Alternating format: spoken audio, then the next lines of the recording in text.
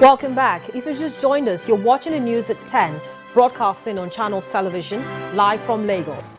And here are some pictures you sent in to our Eyewitness portal. Beginning with this one from Oyibo in Rivers State, showing a container that fell off a trailer and crushed a taxi and its occupants. Well, our Eyewitness reporter says this is a third of such accidents in 2 days and is calling on government to enact stricter road rules to prevent these accidents. And here's an image from Warri Delta State of police officers arresting an individual. Our Eyewitness reporter describes this as pathetic, alleging the policemen take people to their station and sometimes extort money from them. He says the Okumagbe area is very notorious for this and wants the relevant authorities to call the men to order. And finally, this picture from Lafia, Nasarawa State, where petrol pump price is at 135 naira following the scarcity of the product nationwide. Our Eyewitness reporter wants regulatory authorities to come down hard on petrol stations who indulge in this attack. Well, it's actually 140 naira. That is the pump price there at a pump station in Lafia, Nasarawa State. We'd like to thank all our Eyewitness reporters for sending in those pictures and encourage you to continue to send them in.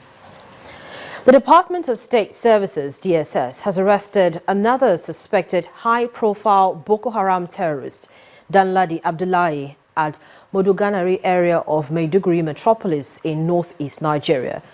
Abdullahi was arrested today by the State Command of the DSS in the state capital. Although the captured suspect has been interrogated, the DSS says it has positively established that Abdullahi is suspect number 26 on the list of Boko Haram terrorists declared wanted by the Nigerian army. A statement by military spokesman Colonel Sani Kukashika said the Chief of Army Staff, Lieutenant General Tukur Buratai, had commended the DSS, especially the Borno State Command, for the arrest, their resilience, and continued support and cooperation in the fight against terrorism and insurgency. Meanwhile, the Nigerian Armed Forces has dismissed media reports claiming impending attacks by Boko Haram terrorists in some southwestern states.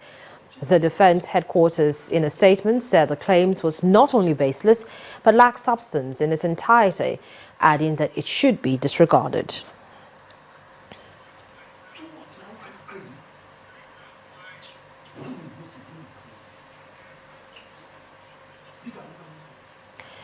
Nigeria's Minister of Foreign Affairs, Mr. Geoffrey Onyema, has been speaking of plans to reposition the ministry to play key role of integration among ministries and international missions.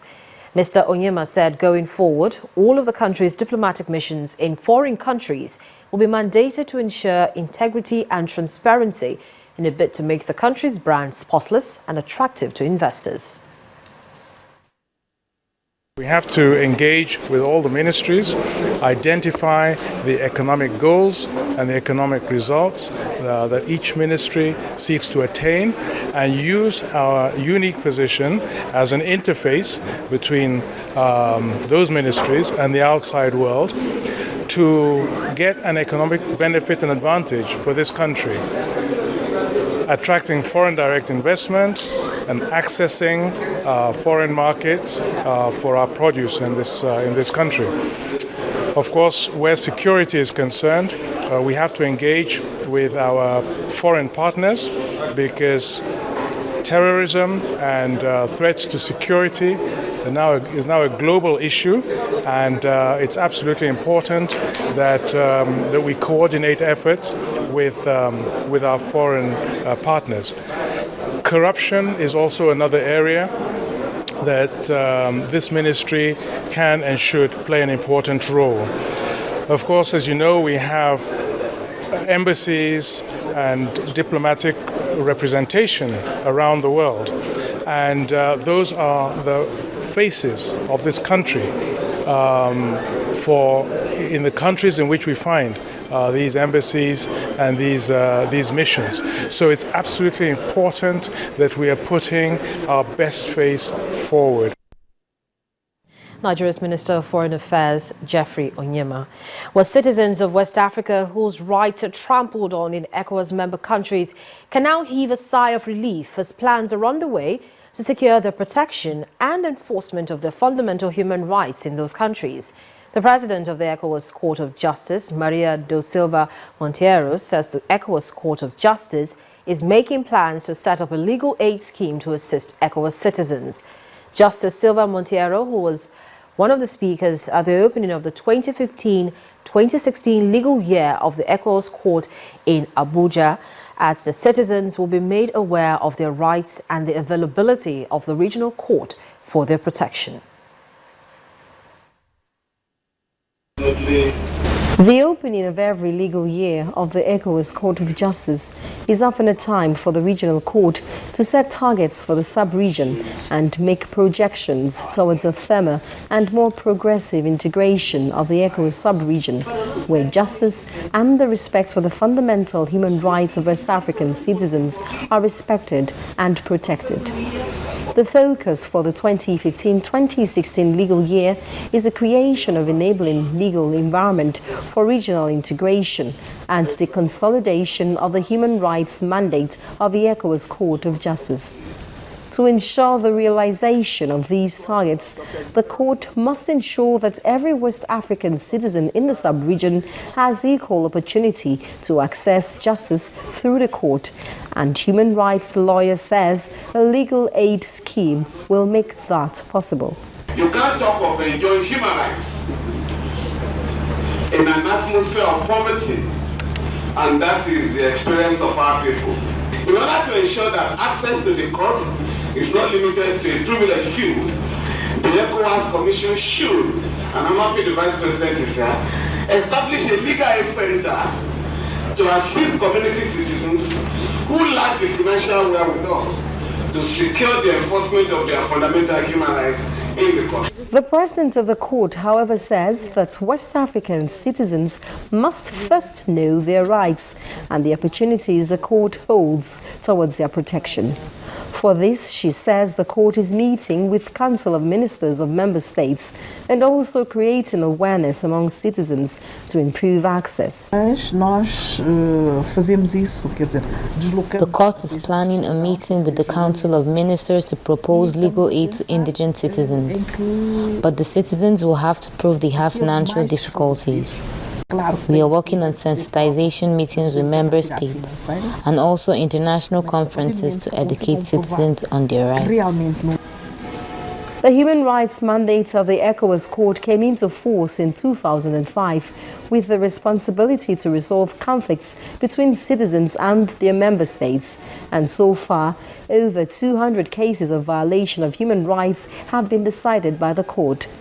Enforcement is often a challenge, which the president of the court says is being tackled at the ministerial council level. Given the high rate of conflicts in the West African region, a legal aid scheme will undoubtedly flood the court with more cases of violation, a development Justice Monteiro says the regional court is set to deal with.